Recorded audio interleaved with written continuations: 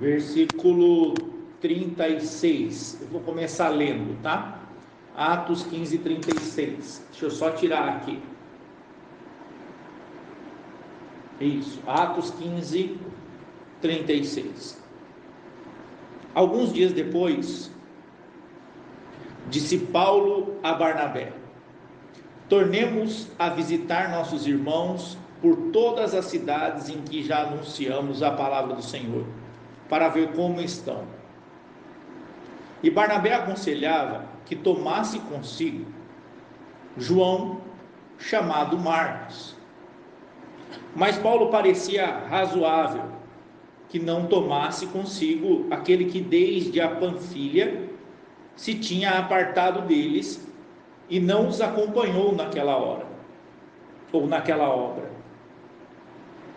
E tal contenda houve entre eles, que se apartaram um do outro. Barnabé, levando consigo Marcos, navegou para Chipre. E você vai ver que a partir do verso 40, Silas passa agora a ser companheiro missionário de Paulo.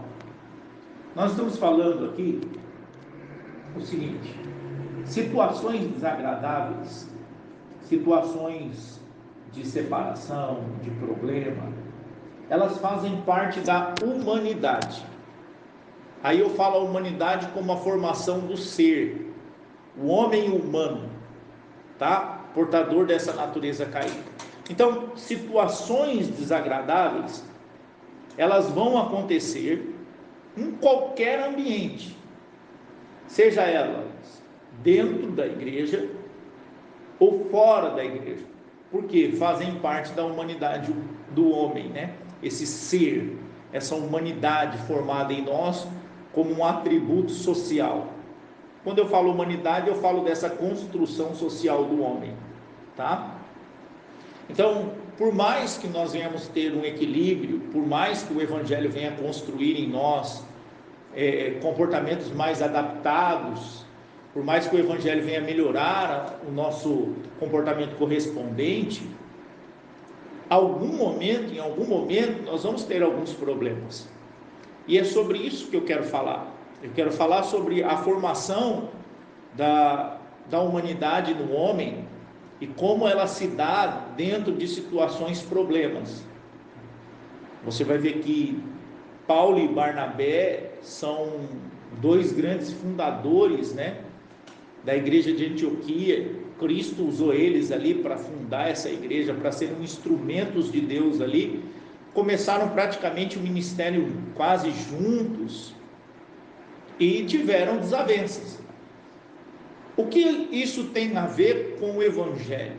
Bom, se nós olharmos a pregação do Evangelho dentro de 3 pilares, como eu já tentei explicar inúmeras vezes. Primeiro pilar para se pregar Novo Testamento é morte e ressurreição. É o primeiro pilar. Segundo pilar, comportamento cristão. Terceiro pilar, arrebatamento de igreja. Então, o Novo Testamento ele é baseado em 3 pilares centrais. E hoje nós vamos estar falando desse segundo pilar, que é o comportamento cristão. Por quê? Porque eu e você já temos os chamados comportamentos correspondentes, que foram formados na nossa história de vida. E se você foi criado como eu, veio para o Evangelho um pouco mais tarde, você já tem uma ação sobre as coisas, você já tem uma reação sobre as dificuldades, por isso correspondente. Então, antigamente, quando a pessoa ela me xingava, o meu correspondente era xingar de volta. Antigamente, quando as pessoas queriam briga, o nosso correspondente não era mandar beijos e abraços. Nós tínhamos essa natureza e esse comportamento foi criado mediante a nossa vida, nossa vivência social, nossas amizades. Só que quando a gente vem para o Evangelho, esse comportamento ele precisa ser repensado. O Espírito Santo nos faz repensar o comportamento correspondente. E é nisso que a mensagem se trata hoje. né? Até para tirar essa fantasia de que igreja é um lugar só de perfeição, né? Que as pessoas vão achar que igreja é um lugar perfeito, que lá não vai ter briga, que não vai ter discussão, que as pessoas todas têm auréola, né? E não é assim. A gente precisa quebrar essa fantasia para as pessoas entenderem que a humanidade, ela faz parte da formação do homem, e essa humanidade é caída, e por ela ser caída, ela vai ter problemas em qualquer ambiente, seja na igreja, seja no casamento, seja nas amizades, até mesmo na sociedade, e a gente precisa aprender a lidar com ela. A gente precisa aprender a moldar esse comportamento que é correspondente às situações. Então, sim, nós estamos falando de contradições de pensamento, nós estamos falando de opiniões contrárias. Como opiniões contrárias, elas ultrapassam o limite do desenvolvimento.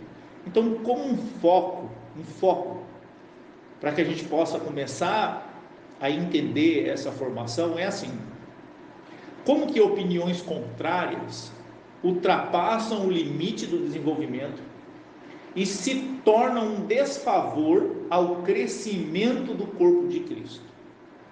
Eu vou traduzir para você entender de forma mais clara.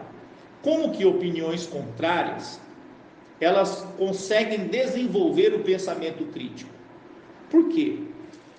Porque a opinião contrária, ela te traz para a realidade, ela é necessária. É necessário você ouvir opiniões diferentes, é necessário ter uma opinião contrária daquilo que você pensa, porque te faz pensar, te traz para a realidade, te faz ter uma clareza muito maior. Talvez ela te mostre algo que você não esteja vendo, só que elas têm um limite. Até onde é esse limiar? Até onde essa opinião contrária, ela é desenvolvimento, e até onde essa opinião contrária é um estorvo? Até onde isso forma um crescimento e até onde isso forma um grande problema?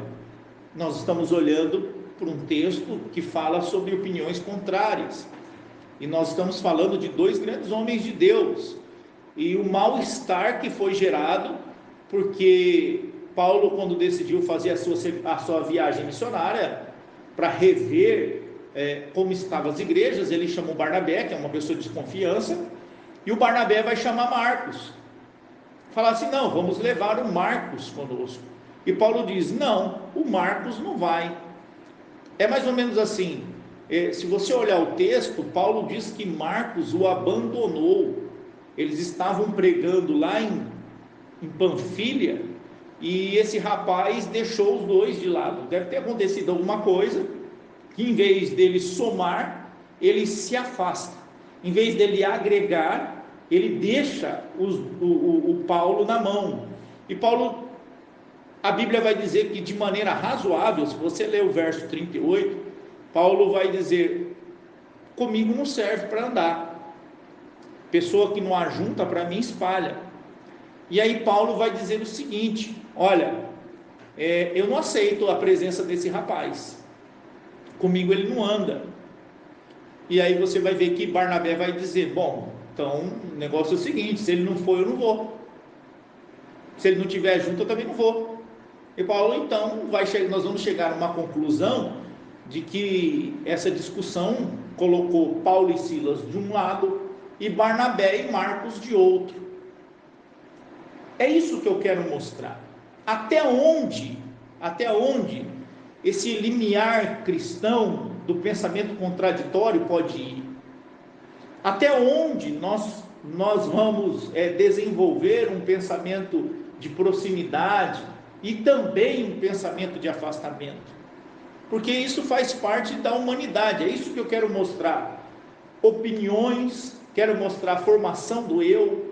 Isso é importante a gente entender, porque é isso que vai formar o evangelho. Opiniões contrárias nós vamos ter dentro do casamento. E como é que você lida com isso? Opiniões contrárias nós vamos ter dentro de igreja. E como é que você lida com isso? Opiniões contrárias nós vamos ter dentro da própria família. E como é que você lida com isso? E a sociedade? Como que a sociedade vê? Opiniões contrárias fazem parte da formação do eu, né? Então nós temos dois extremos para se trabalhar opiniões. Uma é se calar, é um extremo. O outro extremo é ser agressivo, partir para a briga. O que nós precisamos como evangelho? Encontrar esse equilíbrio. Então, quando a gente faz um resumo geral, dessa passagem. Retira os personagens aqui. O que você vai enxergar? Tira os personagens. Faz um olhar geral. Você vai perceber como o vínculo interfere no desenvolvimento de uma igreja e da formação de um caráter cristão. Como o vínculo interfere? É importante entender o vínculo. Jesus disse sobre isso.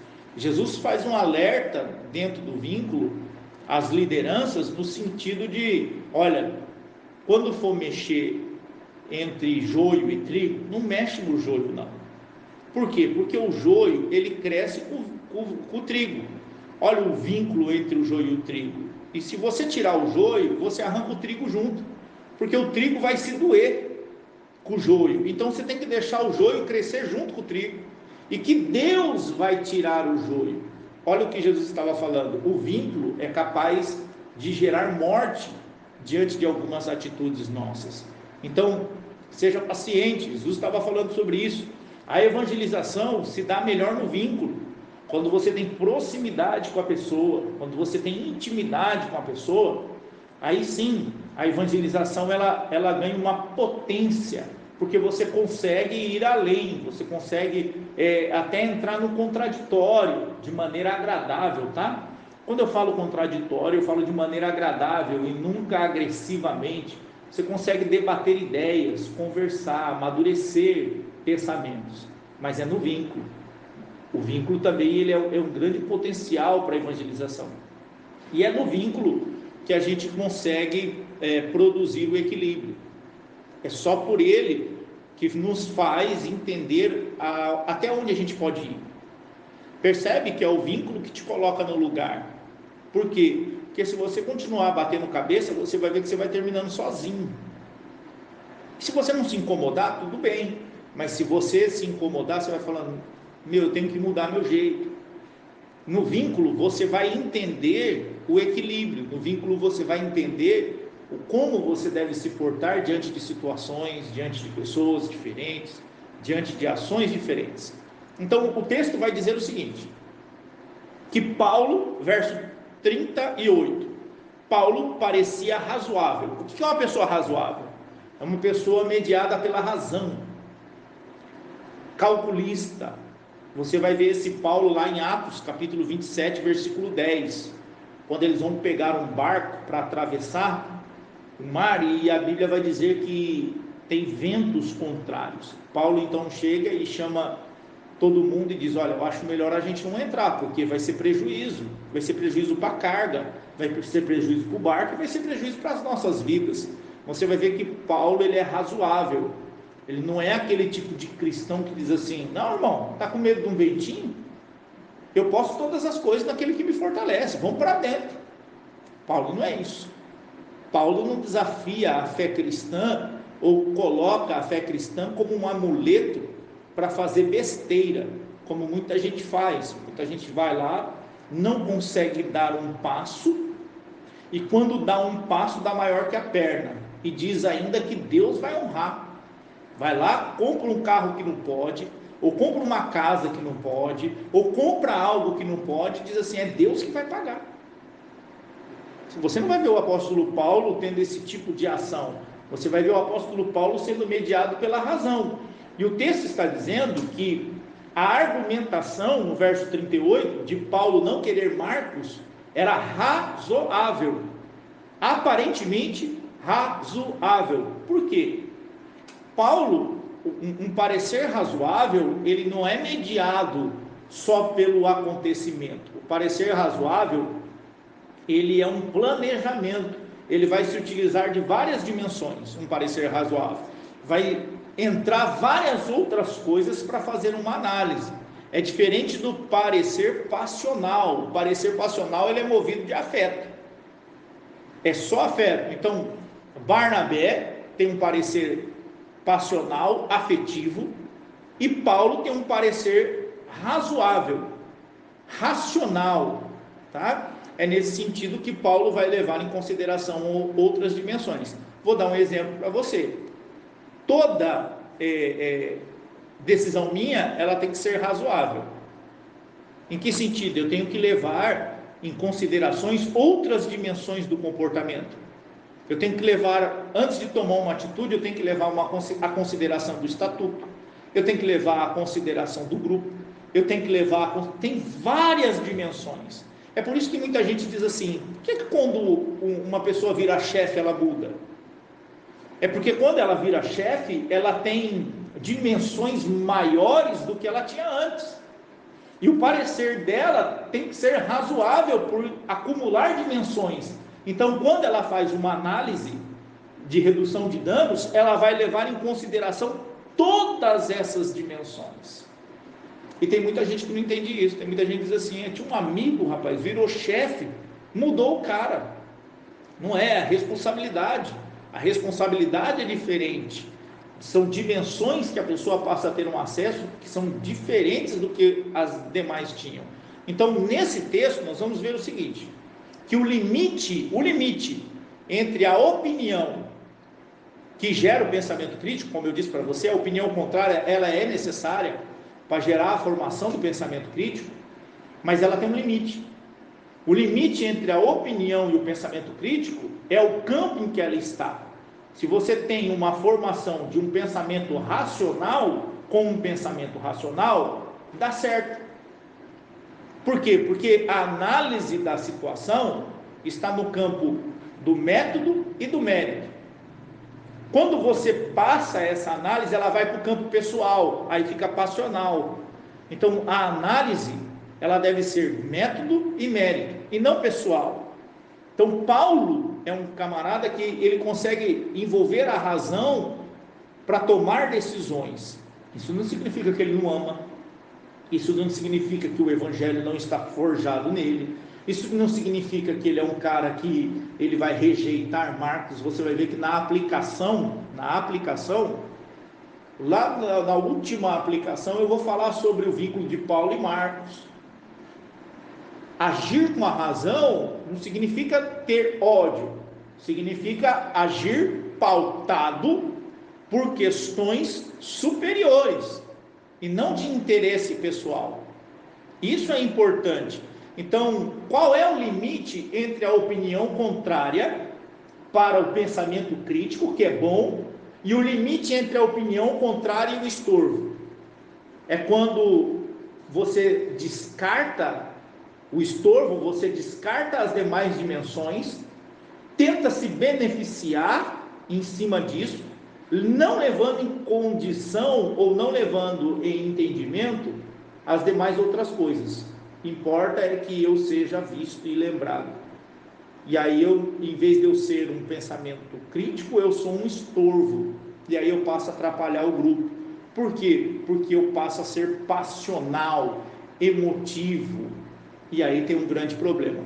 Quando você olhar para dentro disso, entendendo essa formação que Paulo e Barnabé estão tendo, aí você pergunta, mas pastor, que evangelho que você está ministrando aí? Como eu disse no começo, é o evangelho baseado no comportamento cristão. Agora a aplicação, você vai entender o que a gente está falando sobre a importância do vínculo.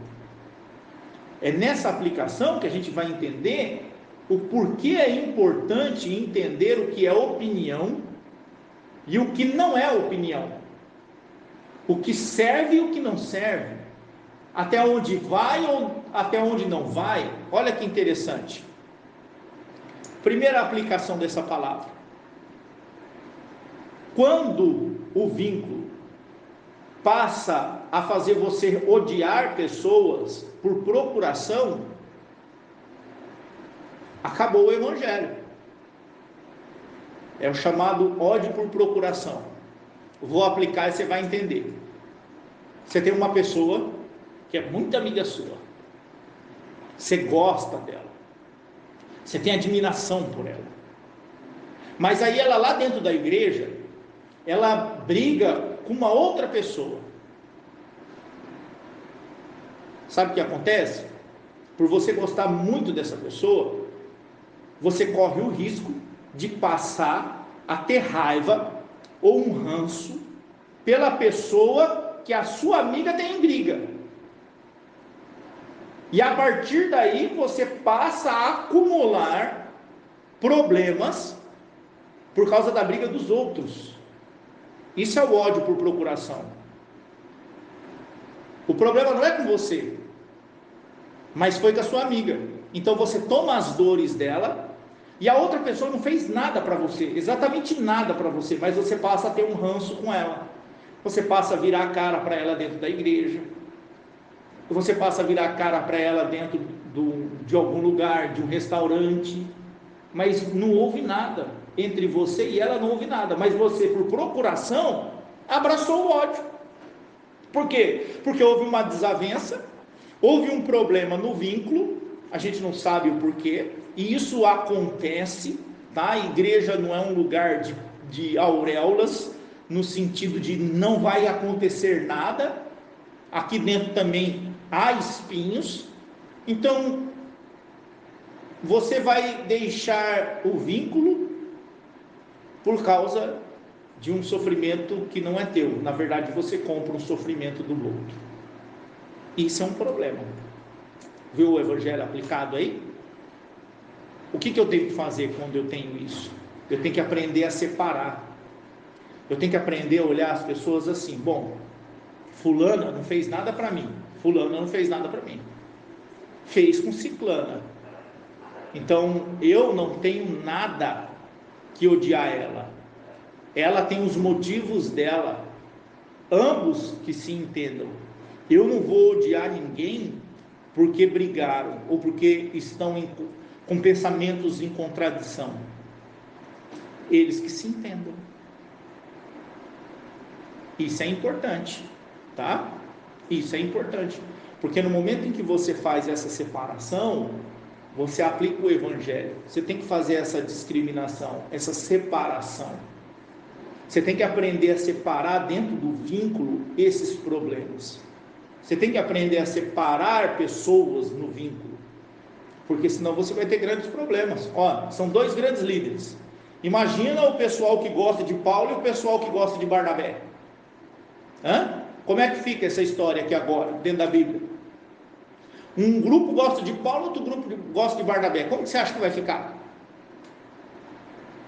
Vai rachar e abrir outra igreja? Vai brigar, vai discutir? Vão querer dizer quem é que está certo, quem é que está errado?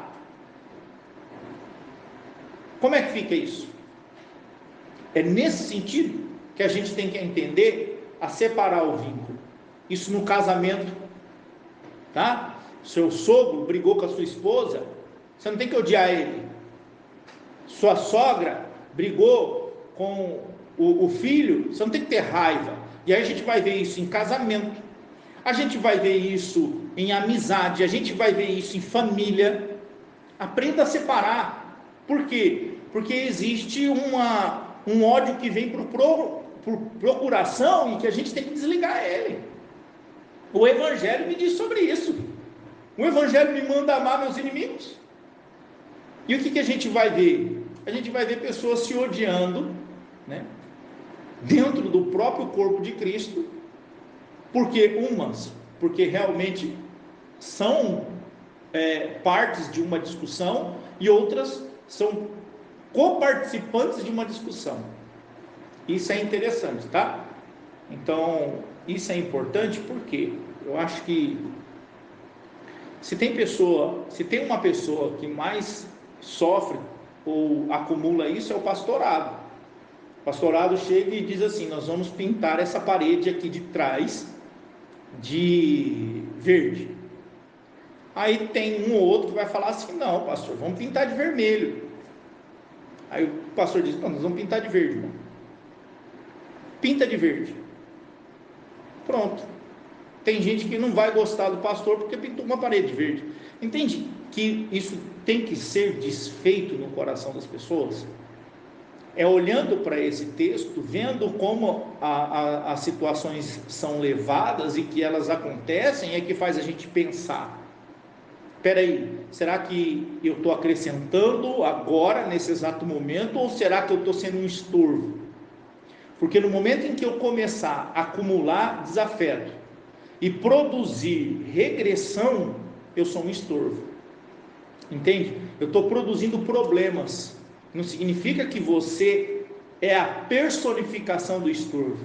Significa que nesse momento, nesse exato momento, você está gerando um problema maior. Você está tentando resolver um problema, criando outro. É isso que nós temos que aprender, a desvincular esse tipo de resolução. Porque esse tipo de resolução é um comportamento do respondente que veio com a gente lá da época em que não estávamos no corpo de Cristo. Então eu não posso resolver um problema criando outro. Eu tenho que desligar isso. Eu tenho que perceber, peraí, estou criando um problema, estou tentando resolver um problema criando outro. Agora nesse momento eu vou atrapalhar. Nós temos que ter essa consciência, tá? Essa consciência. Isso é importante. Eu torno a dizer aqui que a formação do pensamento contraditório é muito boa, né? Eu já tive experiências em que na época da igreja a gente tinha um caixa muito interessante. Eu queria pôr poltronas estofadas na igreja toda. Só que a diretoria demonstrou que naquele momento não era viável. Não que aquilo não poderia acontecer, mas sim que aquele momento não era viável por situações que estavam acontecendo com a arrecadação da igreja, e que aquilo era uma ação de preservação, porque se ocorresse uma crise maior, nós teríamos um caixa de proteção. E eu vou ser sincero para vocês, eles foram contra a minha palavra, e eu agradeci a Deus, porque justamente foi aquilo que eles falaram. Então você vê que o pensamento contraditório ele é importante para te trazer para a realidade. Ele é importante. Só que chega um momento em que você tem que ter o limite, é o limiar. Eu estou trazendo a realidade ou estou gerando outro problema? Tá? Então pensa nisso. Você está odiando por procuração? Tem que mudar isso. O Evangelho veio para isso, veio para fazer você pensar nisso. Segundo, toda rescisão gera resíduos. Vamos lá. Toda rescisão gera resíduos. E o que você vai fazer com isso é o que o Evangelho te propõe como um comportamento novo.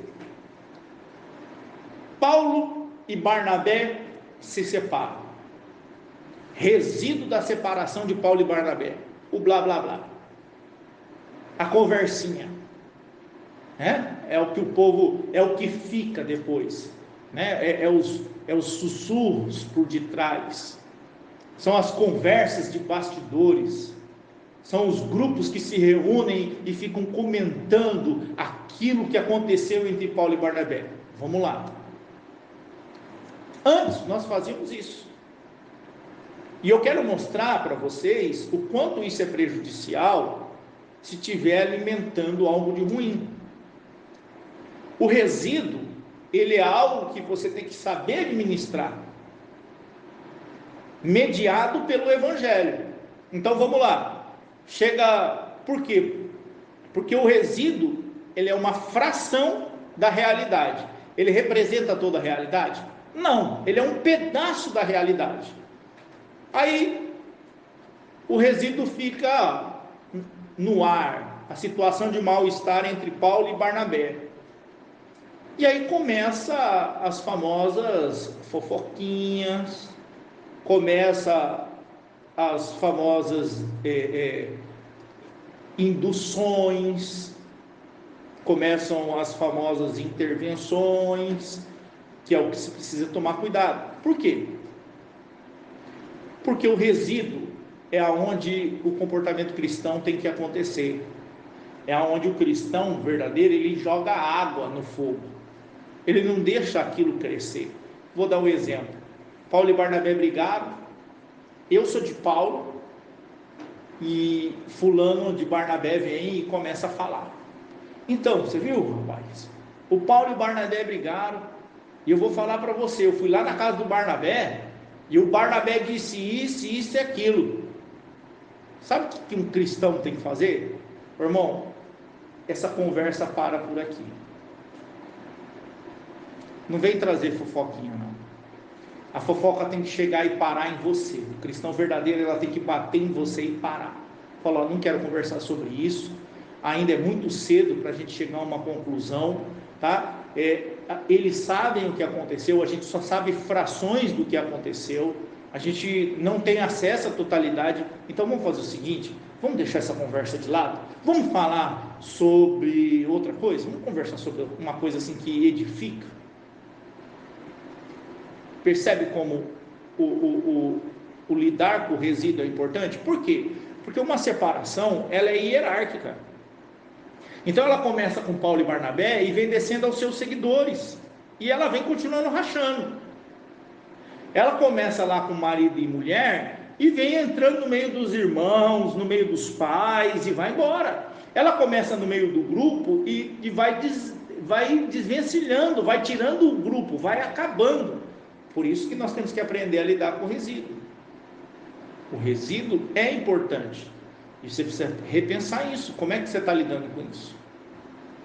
Como é que você está agindo? Você está colocando mais fogo ou você está deixando de lado? Vamos deixar isso de lado. Irmão, isso aconteceu com eles, né? A minha oração é que isso se acerte o mais rápido possível. Enquanto a mim, eu sirvo a Deus e continuo amando ao Senhor. Entende isso? Isso faz você não se apegar a pessoas. Que isso é importante para o Evangelho, no sentido de criá-los heróis. Por quê? Porque os heróis caem. Todo herói ele fraqueja. Todo herói ele está sujeito ao erro. E se você idealizar uma pessoa, no dia que essa pessoa aconteceu alguma coisa com ela, você morre na fé. Você fala, eu não acredito. Eu estou abismado que isso aconteceu. Olha, para mim, evangelho não serve não, viu? Quantas pessoas morrem porque não deixam o evangelho crescer e ficam idealizando heróis? O seu maior herói morreu por você e se chama Jesus Cristo. É com ele que você tem que ter o vínculo maior. Independente de qualquer coisa, o amor tem que estar em Cristo. Aprenda a lidar com resíduos. Terceira lição de hoje, baseado no texto entre a separação de Paulo e Barnabé. Independente de erros ou acertos, sempre vão haver julgamentos. Para além do resíduo, tem um julgamento. Para além do resíduo. Porque o resíduo faz parte da vivência de uma igreja. Mas o julgamento está para além disso. Então, nós que estamos fora de um ministério, chega para nós uma informação, o resíduo é o que acontece depois, e o que chega para nós é uma informação. Não há ligação afetiva, a gente não tem ligação afetiva com o ministério A ou B, e a gente ora para que isso se resolva. Mas tem julgamentos, e eu quero descrever a dimensão dos julgamentos, porque a gente precisa entender essa dimensão do julgamento. Você quer ver? Tem a dimensão do julgamento baseado no erro, é quando você percebe ou passa a saber que uma pessoa errou, aí você julga ela pelo erro. Está errado. Nós não devemos julgar ninguém, a Bíblia não manda a gente julgar ninguém. Pelo contrário, a Bíblia diz assim, se você vê o seu irmão errando, ore por ele. A Bíblia manda você orar. A Bíblia não manda você propagar o erro. A Bíblia não manda você divulgar o erro. A Bíblia não manda você fofocar sobre o erro.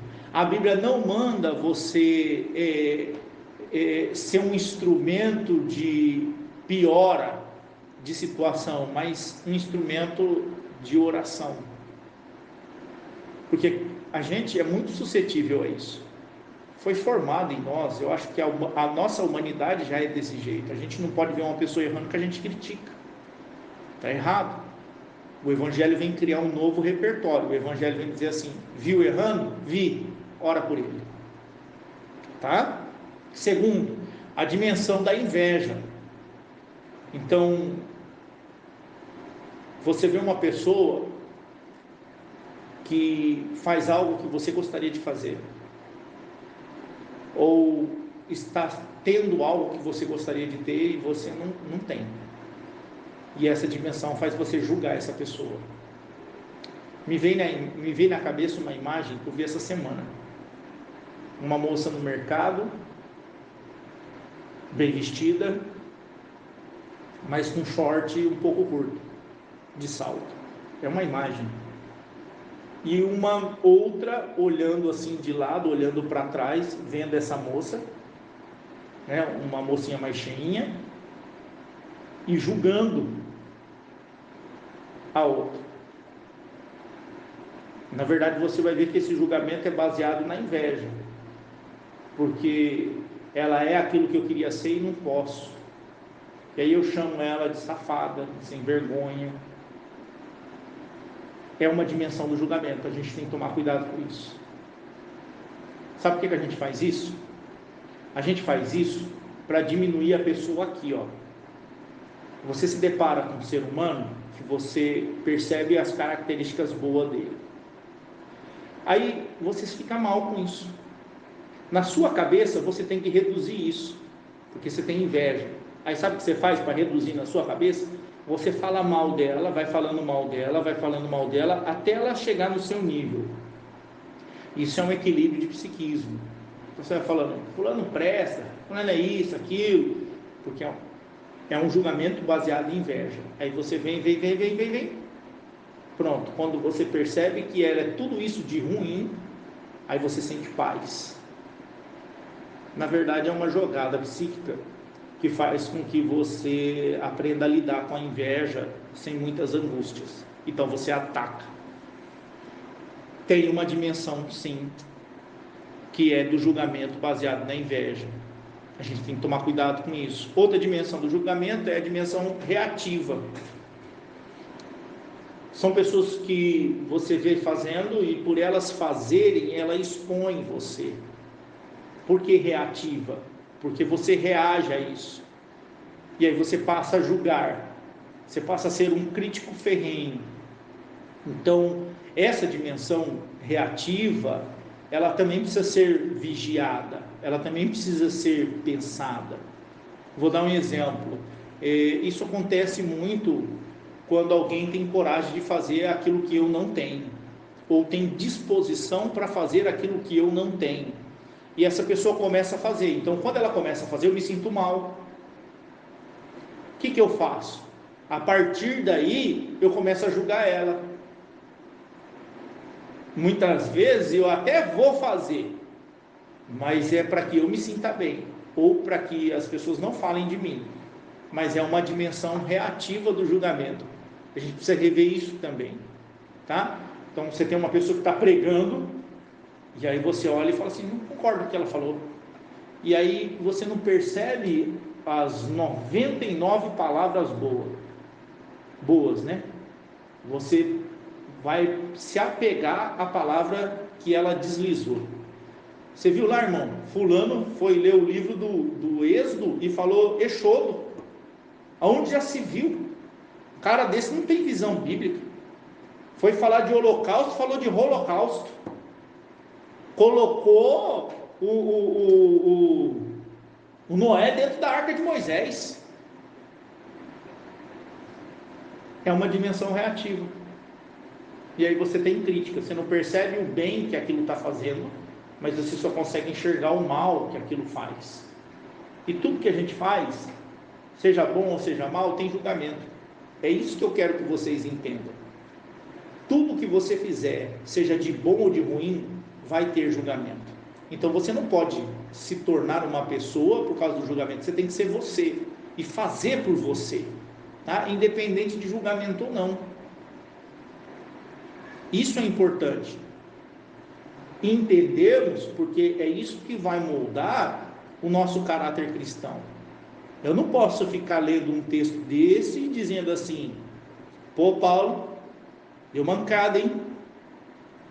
Que mancada que você deu, hein? brigou aqui, ó, por causa de uma viagem missionária, o foco é almas, e você está discutindo aqui com o Barnabé.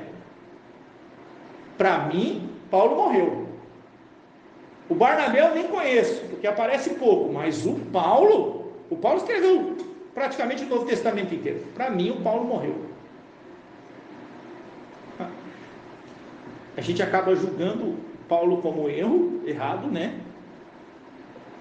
E aí a gente acaba tomando atitudes. Então, cuidado com o julgamento, porque o julgamento vai moldar comportamento e vai fazer você tomar atitudes. Cuidado com o julgamento. O cristão, ele tem que perceber o que a Bíblia diz. A Bíblia fala para você: não julgueis para não ser julgado, porque na mesma medida em que você julgar, você vai ser julgado. O que a Bíblia está querendo dizer? Que a mesma essência que atua na mentira é a mesma essência que atua no homicídio, é a mesma essência que atua no engano, e é a mesma essência que atua na inveja. É por isso que Jesus vai ser bem claro em Mateus 23, 24: vocês coam um mosquito e engolem um camelo. É engraçado isso. Jesus está falando sobre a essência do comportamento e está dizendo: vocês estão tentando ser justos e não há justiça no homem. Não há essa justiça, porque aquilo que você condena, você faz. A essência que está na morte é a mesma essência que está na mentira, e a mesma essência que está na inveja. Então você só não aplicou o comportamento de homicídio, mas você é invejoso. Para Deus você não tem diferença. Você tem que aprender a consequência do homicídio vai te levar à cadeia. Da inveja não, tem uma consequência menor. Talvez te leve, talvez a inveja faça você cometer um crime, mas a essência é a mesma. É essa essência que molda comportamento por causa do julgamento. Cuidado, aquilo que você condena no outro, você também faz. Você vai se perceber fazendo. Então, calma, seja razoável, como o apóstolo Paulo foi aqui, ó, razoável, usou a razão para medir as coisas. Percebeu que se aquilo que te incomoda é só pessoal, usa a razão, seja inteligente. Seja inteligente, usa a razão. A Bíblia diz que a razão, a sabedoria é dada para isso. Não tenho sabedoria, pastor. Tiago 1,5, peça que Deus te dá. O livro de Tiago, tá? Tiago capítulo 1, versículo 5, peça que Deus te dá. Para encerrar a mensagem, independente do fato, seja ele bom ou ruim, o cristianismo tem que falar mais alto. Essa separação entre Paulo e Barnabé gerou um mal-estar. Gerou um mal-estar nas pessoas que admiravam Paulo, nas pessoas que admiravam Barnabé. Gerou um mal-estar e até talvez a potência desses dois juntos foi diminuída, em vez de gerar um crescimento maior, não gerou aquilo tudo, tá? Mas também deve ter tido um benefício, porque aí formam-se dois grupos fortes. Mas você vai perceber que antes de Paulo morrer, lá em 2 Timóteo 4,11, quando Paulo foi preso, Paulo vai dizer uma frase. Paulo vai dizer assim: me traga Marcos, porque ele é muito útil no ministério. Paulo, ele vai fazer uma mediação. Ele vai dizer o seguinte: olha, esse mesmo Marcos, que Paulo disse que não queria andar com ele, lá na frente Paulo diz: me traga Marcos, porque ele é muito útil para o ministério. Então, para além do meu interesse e do meu ranço, existem questões superiores, que é o amor do Evangelho, é o reino de Deus. Aí Paulo diz assim: traz ele. Mas você vai ver que Paulo faz com que o Evangelho fale mais alto. Então, independente de qualquer briga, independente de qualquer ranço, seja familiar, seja no casamento, seja na sociedade, o Evangelho tem que falar mais alto. O Evangelho tem que falar mais alto. Não deixa a sua raiva falar, não deixa a sua razão falar. Pega a sua razão media a razão pelo Evangelho e deixa o Evangelho falar mais alto. É claro, vou ser bem claro aqui, Paulo, ele traz manda trazer o Marcos, nesse momento, que é útil para o Evangelho, mas Paulo estaria morrendo, e Marcos ia dar um segmento. Naquele momento, Paulo não ia andar mais com Marcos. Isso a gente enxerga no seguinte: é claro que todo rompimento há um afeto na confiança. É claro que todo mal-estar vai gerar um afeto na confiança. Essa confiança foi quebrada entre Paulo e Marcos. E ela, mediada pelo Evangelho, ela pode ser reconstruída, mas não como era antes. Então, mesmo nós mediando sim as nossas ações pelo Evangelho, é natural com que o comportamento depois, ele aos poucos vai tentando ser restaurado. Aí depende das duas vias, né?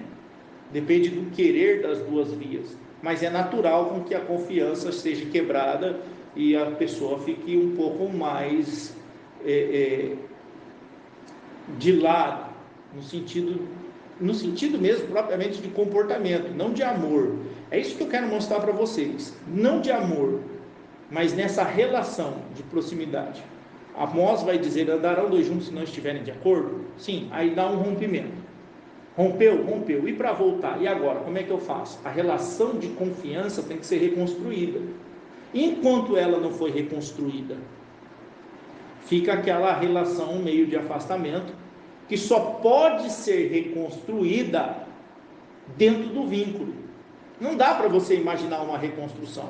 Precisa de um vínculo para você ir tirando os ranços e a pessoa ir mostrando realmente que ela pode ser confiável, tá?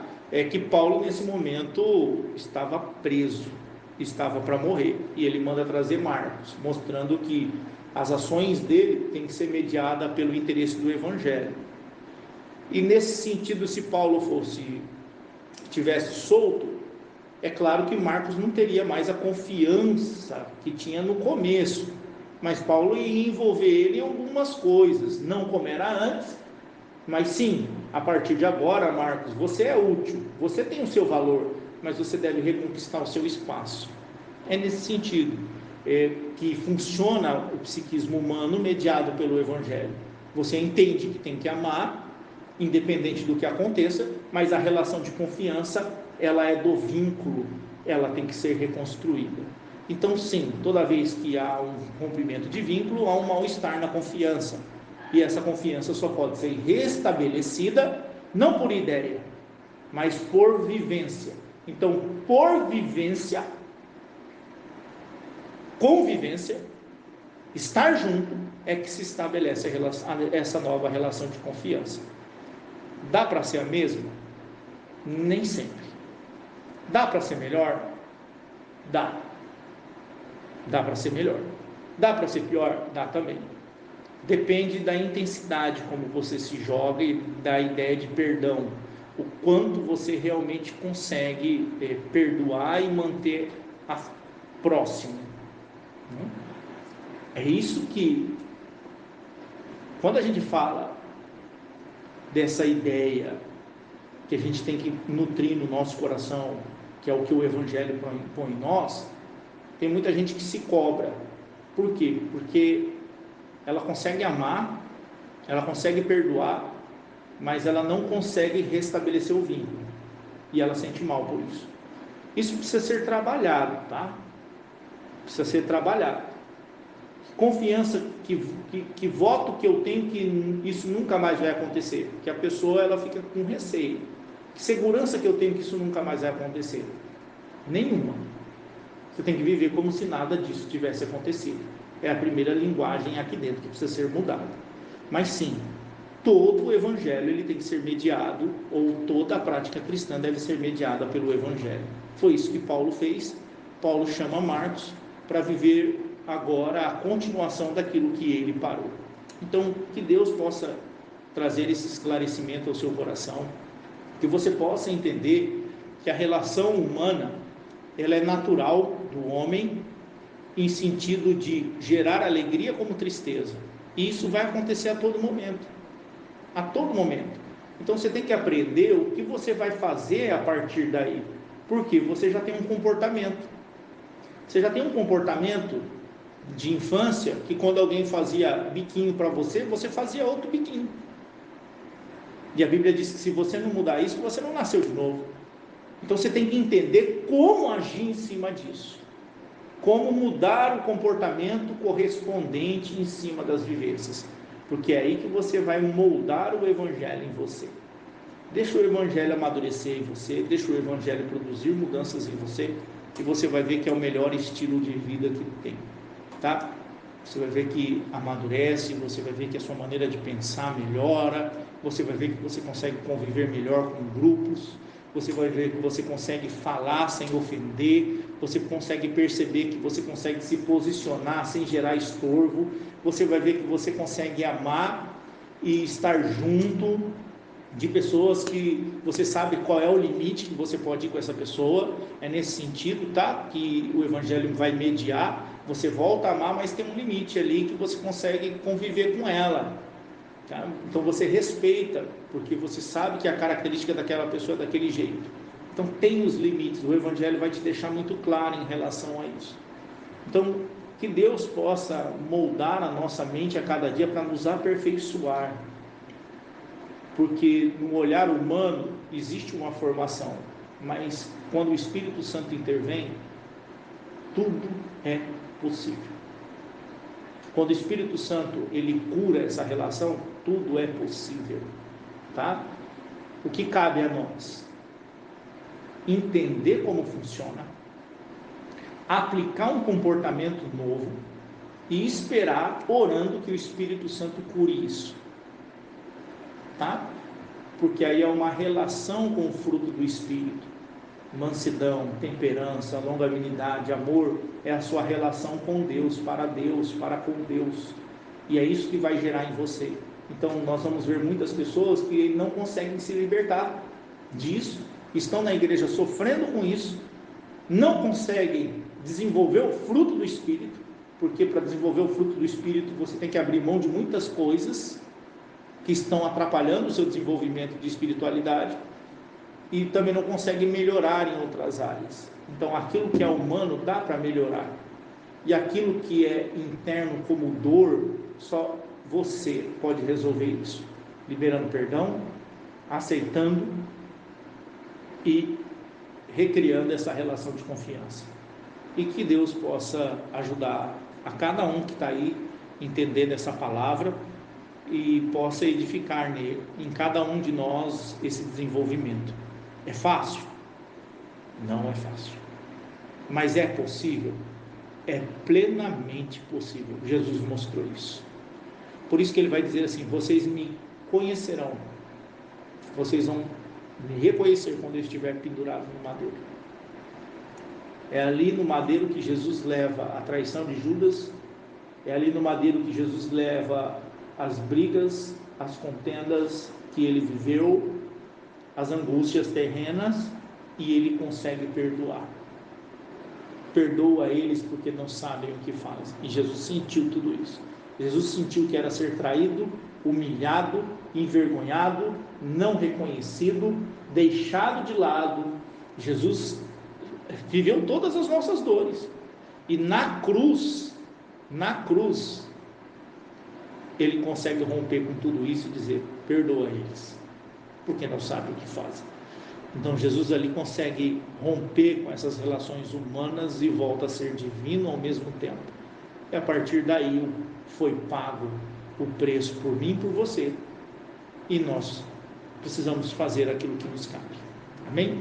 Que Deus possa te abençoar. Só passando o último recado, lembrando a todos que nós temos aí no Instagram agência, conta, e que a gente pede sim doações nesse momento. E eu sempre falo como falo na comunidade cristã aqui em Presidente Venceslau. Eu digo que é Deus quem orienta. Você tem que ter consciência do ministério em que você está, você tem que ter consciência da palavra que te alimenta, e você tem que perceber a seriedade que é isso. e se essa seriedade deve ser mantida. Então, se você enxerga a seriedade nesse ministério, faça uma doação, está aí a agência, a conta do Bradesco, que Deus possa te abençoar. Ah, não quero doar, não senti de doar para a igreja de vocês, e não senti de doar, sabe o que você faz? Compra cesta básica, ajuda pessoas de rua, tá? Lembra de órfãos, viúvas, necessitados, faça alguma coisa, tenta ser uma luz nesse mundo de trevas. Que Deus possa te abençoar e a gente continua propagando o Evangelho na paz do Senhor. Fica com Deus.